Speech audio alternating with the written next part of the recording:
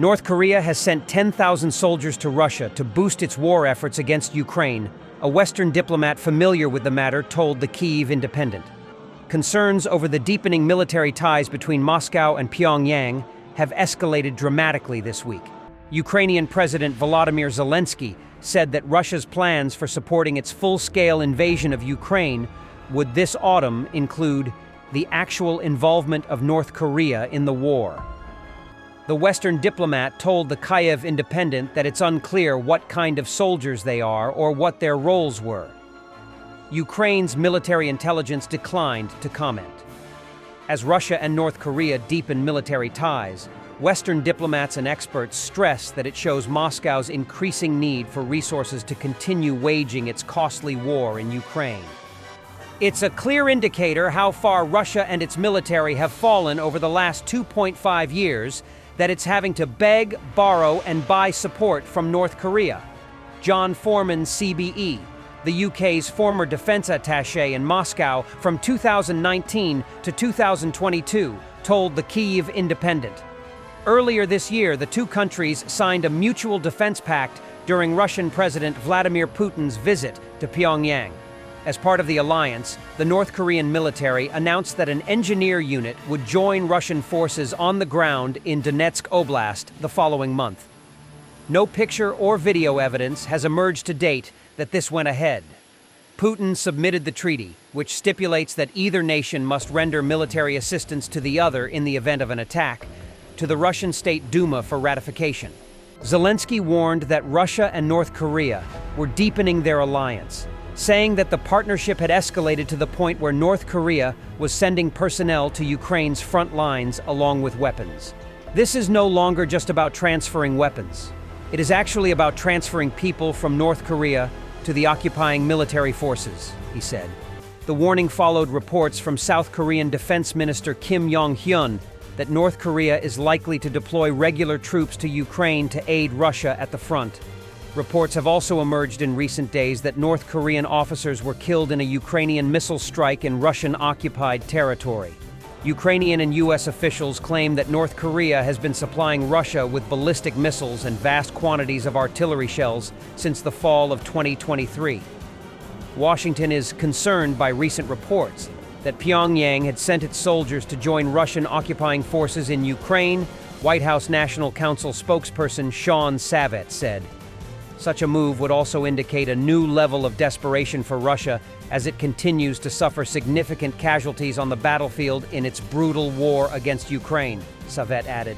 Savett commented that the transfer of soldiers would mark a significant shift in the Russian-North Korean defense ties. But according to experts who spoke to the Kyiv Independent, for now at least, it's a sign of Russian desperation that could have limited effect. The disclosure that North Korean troops may appear on the front line is a direct consequence of catastrophic Russian casualties, John Foreman, CBE, the UK's former defense attaché in Moscow, told the Kyiv Independent. Their military effectiveness is questionable, and they will be cannon fodder for Ukrainian defenders. According to the International Institute for Strategic Studies, the Korean People's Army is the fourth largest in the world in terms of personnel, with 12,800,000 active members and 600,000 in reserve. Only China, India, and the United States have bigger standing armies. North Korea spent 36.32% of its entire gross domestic product on defense in 2023. North Korean society is heavily militarized and all citizens are required to serve, reportedly 10 years for men and 8 for women. National defense is the supreme duty and honor of citizens, Article 86 of the country's constitution states. In terms of weaponry, North Korea has a formidable arsenal that has alarmed the international community for decades.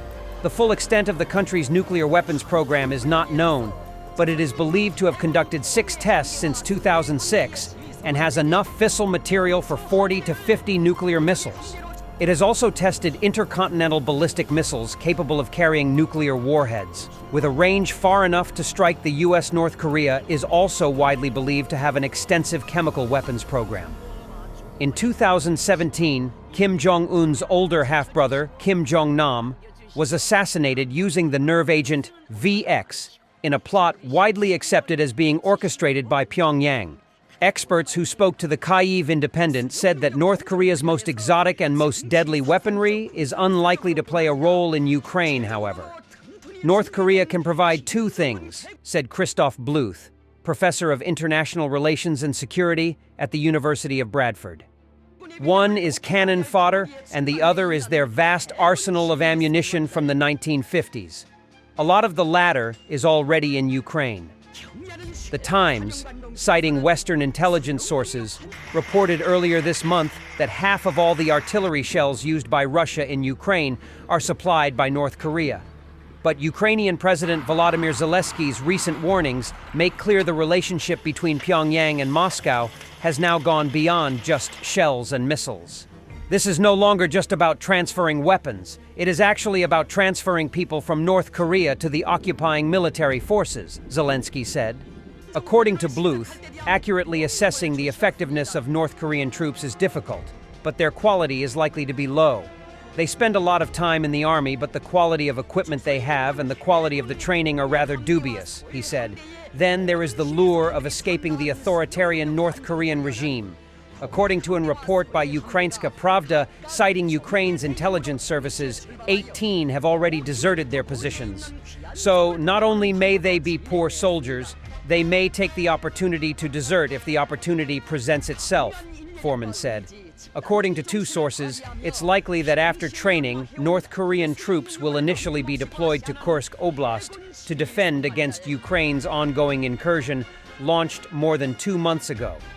The BBC's James Waterhouse, citing a Ukrainian military source, said Russia is forming a unit of approximately 3,000 North Korean citizens close to its border with Mongolia in Ulan-Ude to be deployed in Kursk Oblast. In a post on Telegram, Andriy Kovalenko, the head of the counter-disinformation department at Ukraine's National Security and Defense Council, added that it can't be ruled out that they are later stationed in Russian-occupied areas of Ukraine. Manpower is the one thing North Korea has that Russia desperately needs, Bluth said. He adds that while Russia's disregard for soldiers and its willingness to throw men into meat assaults is well documented, in North Korea, the leadership has even less regard for human lives. Kim Jong-un had his own uncle executed, so he is basically killing as many people as necessary to stay in power, he said. Thanks for watching, and don't forget to subscribe.